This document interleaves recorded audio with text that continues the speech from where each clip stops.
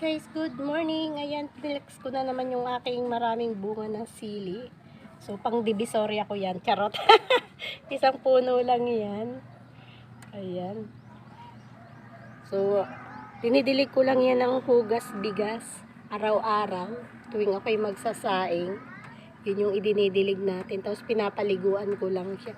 Tapos, sobrang dami pa niya ng bulaklak. Halos lahat ng dahon. Tapos, meron siyang mga puti-puti, guys. Ayan. Yan yung ginagamit ko pandilig. Bumili na tayo. Nag-improve na si Althea. Ay, charot. So, ayan, guys. Tapos, binalot ko yung ating, ayan. Sa ilalim yung ating sili. Meron siyang mga puti-puti, guys.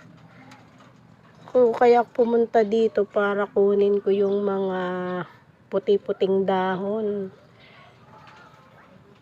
Hindi ko alam kung paano ko ito tatanggalin kung ano igagamot ko dito ba.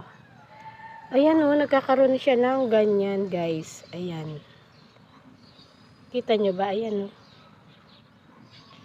Nagkakaroon siya ng ganyan. Kaya tinatanggal ko na lang yung dahon. Tapos nililibing ko. Ibinabaon ko sa lupa niya.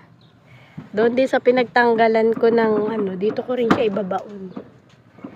Para maging pataba rin, 'di ba?